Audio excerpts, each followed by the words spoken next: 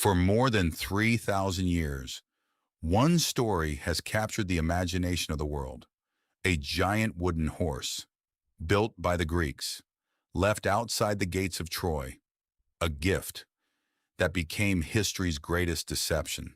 Thousands of hidden warriors, a city celebrating victory, and one night that changed history forever. But what if the Trojan horse never existed? What if the greatest military trick ever told was never a horse at all? Today we're separating myth from history using archaeology, ancient texts, and modern historical research. This is the truth behind the Trojan horse. The year is somewhere around the late Bronze Age. For nearly 10 years, Greek armies have surrounded the magnificent city of Troy. Their greatest warriors, Achilles, Ajax, Menelaus, and the brilliant strategist Odysseus, have all failed to breach Troy's towering walls. The Trojans refuse to surrender. The Greeks cannot win. Then, Odysseus proposes an extraordinary plan. Instead of fighting, they disappear. The Greek army appears to sail away. On the beach, they leave behind a colossal wooden horse. The Trojans are stunned. Some believe it is an offering to the gods. Others warn it could be a trap. According to later versions of the story, the priest Laocoon famously says, "Beware of Greeks bearing gifts." No one listens. The horse is pulled inside the city. That night, while Troy celebrates, a hidden door opens. Greek warriors emerge from inside the horse. They silently kill the guards, open the city gates, signal the returning Greek fleet, and by sunrise, Troy is burning. It is one of the greatest stories ever told. There's only one problem. Almost none of it can actually be proven. Most people assume Homer told the entire story. Surprisingly, he didn't. The Iliad, Homer's most famous work, ends before the fall of Troy. The wooden horse, the dramatic deception, and the destruction of the city are almost completely absent. Instead, those details appear much later. Different Greek writers, Roman poets, and storytellers expanded the legend over hundreds of years. Each version became more dramatic than the last. By the time the Roman poet Virgil wrote the Aeneid, the Trojan horse had become the centerpiece of the entire story. But here's the challenge historians face. Ancient epic poetry wasn't intended to function like modern history. These stories mixed real events, legend, religion, and imagination. That doesn't automatically make them false, but it does mean we have to separate historical evidence from literary storytelling. For centuries, many people believed Troy itself was fictional, until the 19th century. In the 1870s, German businessman Heinrich Schliemann became convinced Homer had described a real place. Against the advice of many scholars, he began excavating a hill in modern-day Turkey. What he discovered shocked the world. Beneath the earth lay not one city, but many, layer upon layer, civilizations built, destroyed, and rebuilt over thousands of years.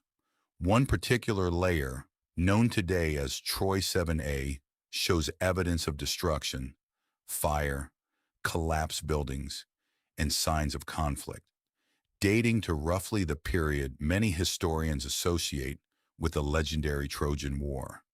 Did archaeologists discover proof of the horse? No. No giant wooden structure, no hidden chamber, no physical evidence of Odysseus's famous trick. But they did find something perhaps even more important: evidence that a real city really was destroyed. The question is no longer, did Troy exist? It almost certainly did. The real question is, what actually caused its fall?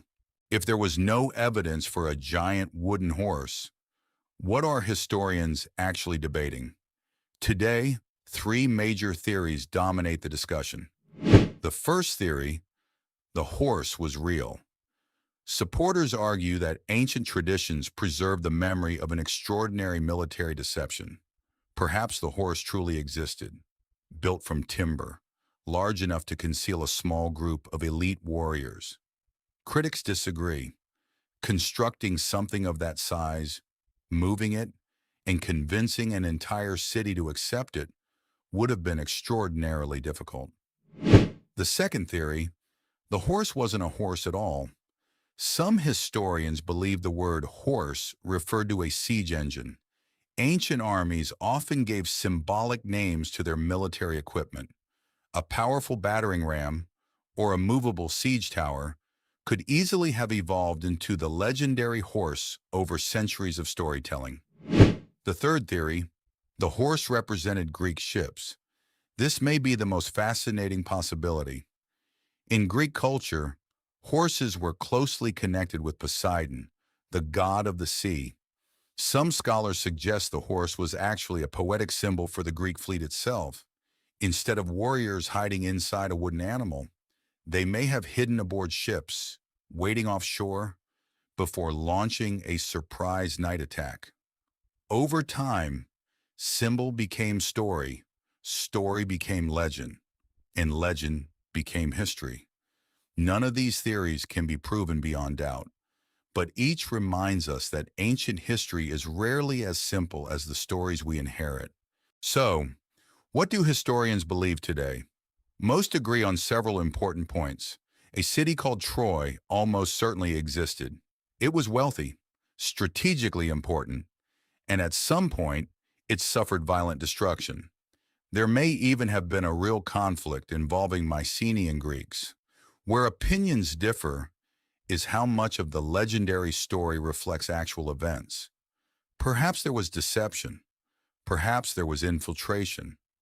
Perhaps there was betrayal from inside the city. Or perhaps generations of poets transformed a military victory into one of humanity's greatest legends. History rarely survives unchanged. Every generation retells the past. Sometimes, facts become symbols. Sometimes, symbols become myths. And sometimes, myths preserve a hidden truth.